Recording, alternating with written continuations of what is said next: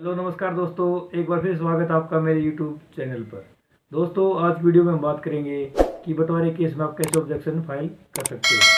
दोस्तों इससे पहले हम वीडियो शुरू करें आपको बता दें, यदि आप बिजली के टॉपिक में इंटरेस्टेड हो तो हमारे चैनल को सब्सक्राइब कर लें, बेल आइकन को जरूर प्रेस कर लें ताकि हमारे द्वारा बनाई गई कानून के ऊपर नई वीडियो की जानकारी नोटिफिकेशन सबसे पहले आप तक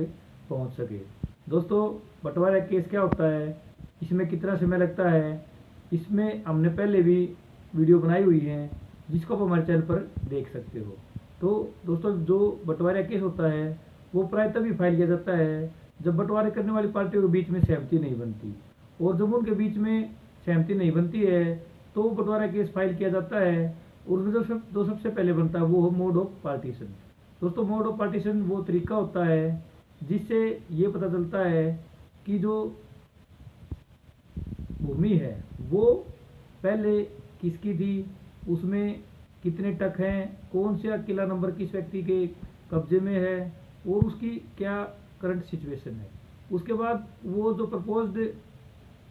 तरीका होता है दोस्तों वो बताया जाता है कि इस तकसीम के बाद ये ज़मीन किसके हिस्से में जाएगी और उसके बाद कौन सा खेत किसके बाटे आएगा, कौन सी टक किस में जाएगी। दोस्तों टक आप ये कह सकते हो कि उसके कितने टुकड़े होंगे, और उसके बाद जो बचता है उसमें आपको जो सबसे देखना होता है वो होता है दोस्तों जो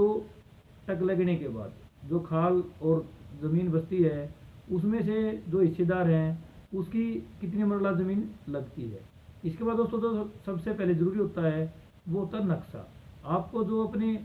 केस में देखना होता है वो नक्शा होता है। नक्शा क्या है दोस्तों, वो नक्शा होता है जिसके हिसाब से ज़मीन का बंटवारा होता है और जिसमें ये पता चलता है कि कौन सी ज़मीन किसके हिस्से में आई है, वो उसके कितने टक बनाए गए हैं और वो ज़मीन का प्रपोज्ड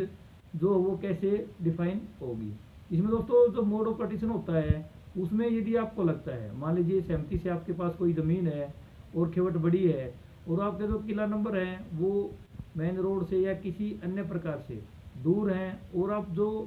आप चाहते हो वो चाहते हो कि आपको जो ज़मीन है वो रोड के साथ ही मिले या जिसकी वैल्यू ज़्यादा है उसके हिसाब से आप ज़मीन चाहते हो, तो आपको मोड ऑफ पार्टीशन पर ही जो प्रपोज्ड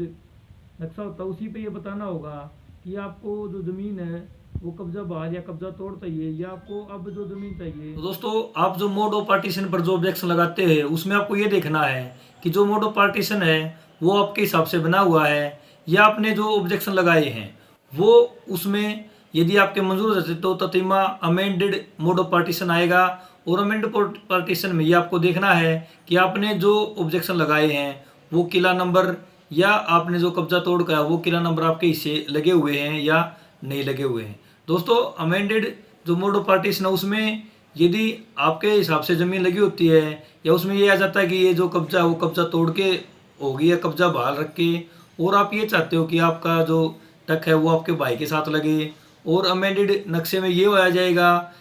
कि जो आपके भाई के साथ टक है वो अलग अलग कर दिए गए हैं, तो उसमें आप अपने ऑब्जेक्शन लगाओगे और आपके ऑब्जेक्शन यदि अलाउ हो जाते हैं तो उसके बाद अमेंडेड मोड ऑफ पार्टीशन आएगा। और यदि आपके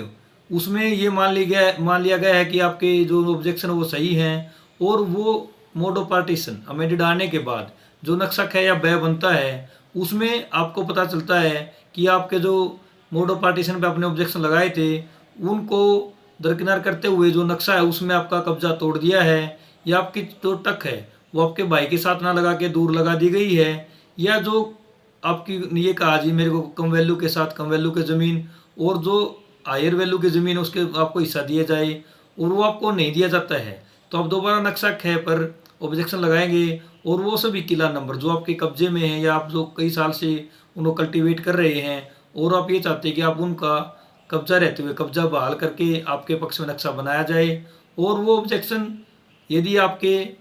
नहीं माने जाते हैं तो आप उन ऑब्जेक्शन के खिलाफ या नक्शा ख के खिलाफ अपने जो ऑब्जेक्शन लगाए हैं अपील फाइल कर सकते हो और हायर कोर्ट में अपनी बात रख सकते हो। तो दोस्तों आशा करते हैं आज आपको हमारी वीडियो पसंद आई होगी और वीडियो के माध्यम से आप समझ गए होंगे कि बंटवारे केस में ऑब्जेक्शन आप किस प्रकार फाइल कर सकते हो। यदि आपको हमारी वीडियो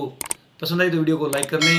चैनल को सब्सक्राइब कर लें। इसके अलावा यदि आपको शिकायत या सुझाव है तो कमेंट बॉक्स में लिखकर जरूर बताएं। धन्यवाद।